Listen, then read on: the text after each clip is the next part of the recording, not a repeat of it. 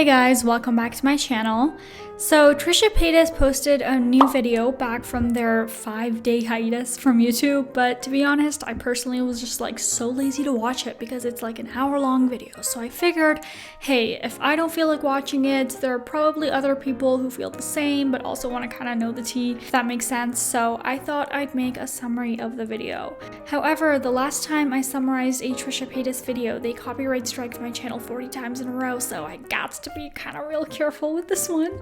But before we get into it, make sure that you guys subscribe to this channel, turn on your post notifications, and give this video a thumbs up. Alright, let's get into it. Trisha's new video is called This Week Was a Mess. They start talking about how they had a really tough time earlier this week because they felt like the entire world was caving in on them for some reason. They started panicking about everything going on in their life, from Moses leaving them, or frenemies being taken away from them, or their music video that's currently in production collapsing. I really am happy in life right now, and I'm always like scared once I'm happy in life, something comes along and like just knocks me in my chin, right? You know, so I'm always just like, no, everything's good, everything's fine.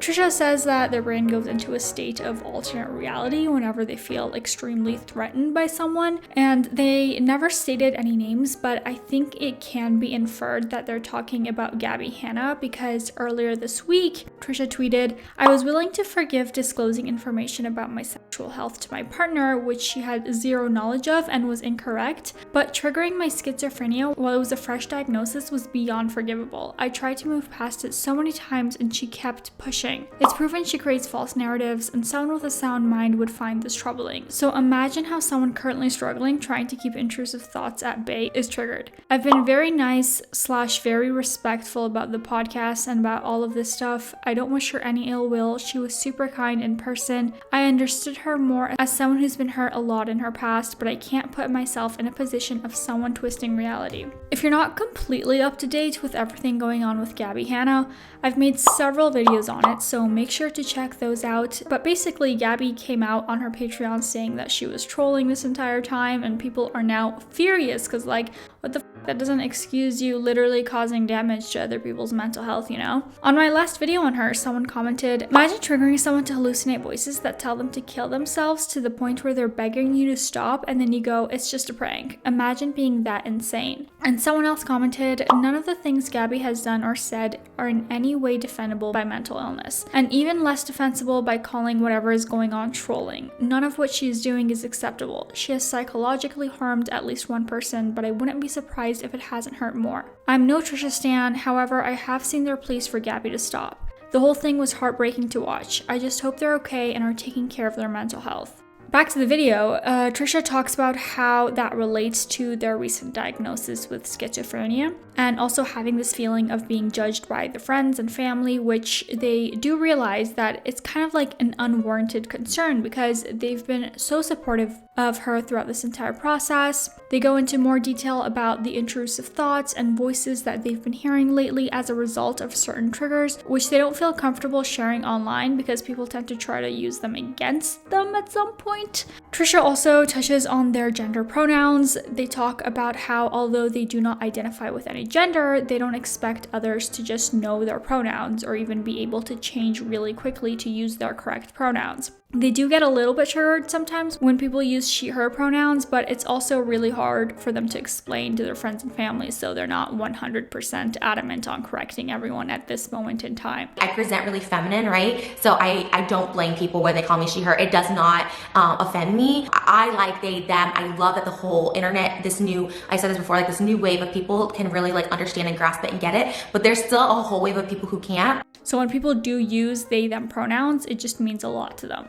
You also want to clarify that they're not in any way identifying as non-binary for attention, and this is something that they've been feeling since childhood. In childhood, like the she, her was something that I wanted to escape more than anything. The she, her, bike shorts in gym class, swimsuits at swim time, the way my body developed, it was agony. It was agony to be her, to be she, to be a girl. Like it was, I hated it.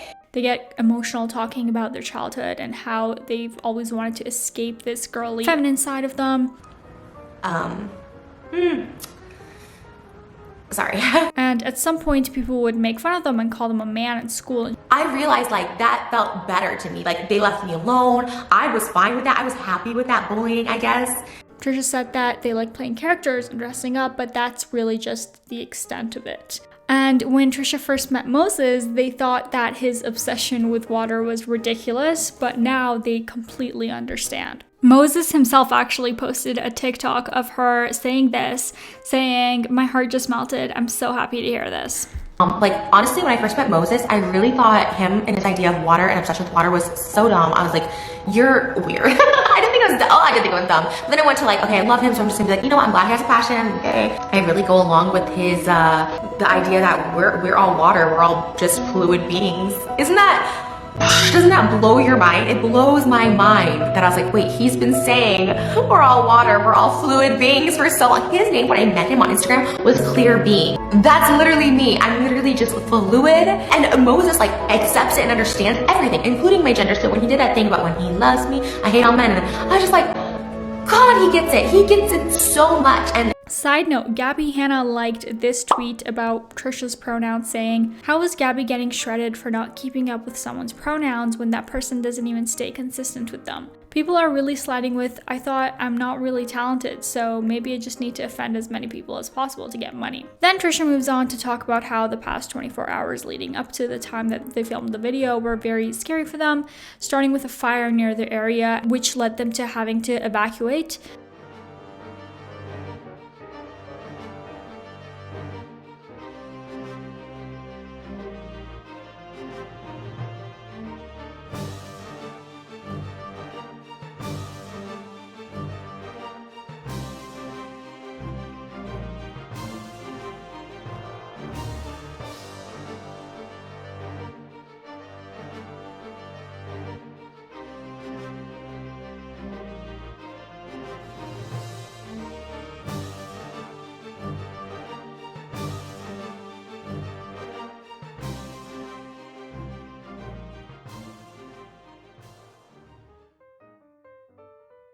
They were also very sick from their second dose of the vaccine. They also talk about having an abnormality on their neck. Trisha went to multiple doctors and did multiple tests, but thankfully the doctors weren't concerned about it enough to get a biopsy. But yeah, the entire process and everyone in their lives concerned about it was just a huge contributing factor to the amount of stress that Trisha endured.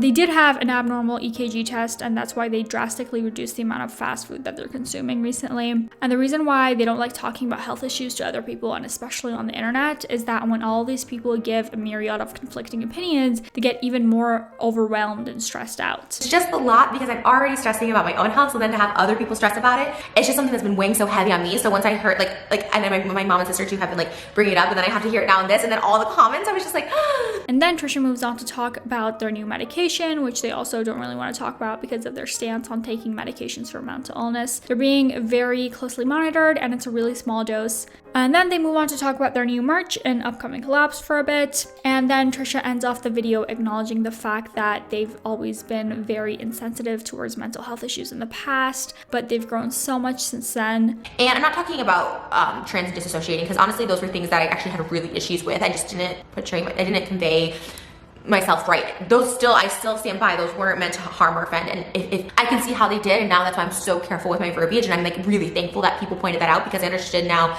like how it was offensive. They're currently doing therapy 3 times a week and are also planning on doing cognitive group therapy in order to help them see how they react to things and learn how to better be able to react. And this video definitely did have an overwhelmingly positive response from viewers. One person commented, "I hope they realize how much they're helping mental illness be less stigmatized by talking openly about their struggles." Another person commented, "I've identified as non-binary for 2 years now, and I've never heard anybody vocalize gender dysphoria as eloquently and accurately as Trisha has. It's really affirming to have a big non-binary personality on the internet who I can identify with." And lastly, another user commented, "I honestly did not understand Trisha and Moses until they explained it the way they did in this video. How Moses has this core belief that humans are fluid like water, and that's how he understands Trisha so well. They really are perfect for each other." Alright, you guys, that was it for today's video. I really hope you guys found it helpful. If you liked it, please make sure to give it a thumbs up and subscribe. I post new videos every single week. I'll now leave you guys with a video of Gabbie Hanna dancing her heart away.